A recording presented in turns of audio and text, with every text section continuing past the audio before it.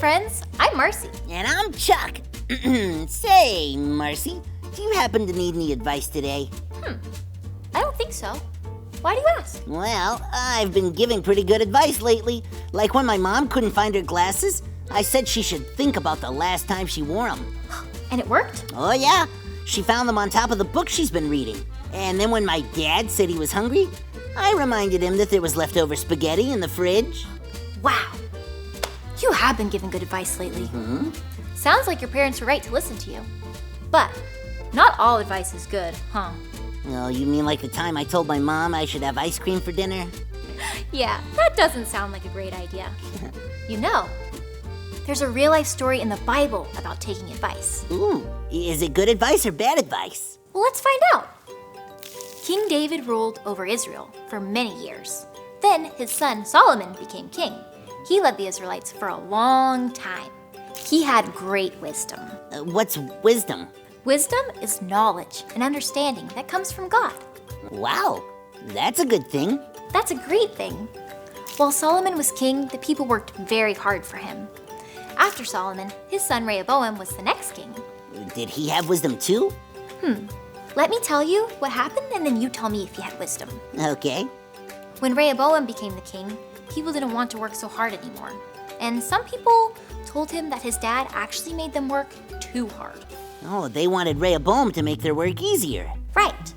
And he told those people to go away for 3 days so he could decide what to do. That sounds like a wise thing to do. Then he asked for advice from some of the wise men who worked with his dad. That sounds wise too. They told him, give the people what they're asking for. And if you do, they will always serve you. Sounds like good advice to me. Me too, but Oh no. he didn't like their advice. So he asked for advice from some men who he had grown up with. They told him to make the people work even harder. That does not sound like wise advice. After 3 days, the Israelites came back to Rehoboam, and he gave them the bad news, that their work was going to be even harder. It seemed like he didn't even listen to them. Ooh, I'd be upset. They were so upset that they decided not to follow him anymore. The kingdom split into 2 different nations. Rehoboam was the king of Judah, the nation in the south, and an Israelite named Jeroboam became the king of the north, which was Israel. So Rehoboam didn't end up being very wise, huh? What about the new king of Israel, Jeroboam? Was he wise? I wish I could say yes. But he followed bad advice too. He made idols, which are fake gods. The Israelites worshiped these idols instead of God. Not wise at all.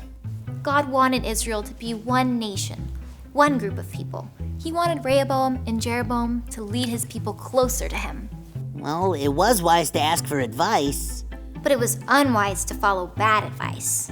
Both kings led the Israelites farther away from God. I tell you what, if you follow God, you really have to be careful who you listen to. Not everyone will tell you what is true or what is right.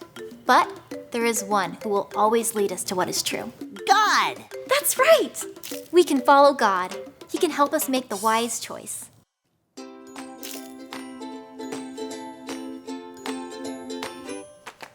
What God says we should always follow. What God says we should always follow. What God says we should always follow. What God says we should always follow. When God speaks, we should always listen. When God speaks, we should always listen. When God speaks, we should always listen. When God speaks, we should always listen to Him. Wow, what a great true story, Marcy. I wish it had a happier ending. Well, God's story isn't over. The best is still to come. See you next time. Bye. Bye-bye.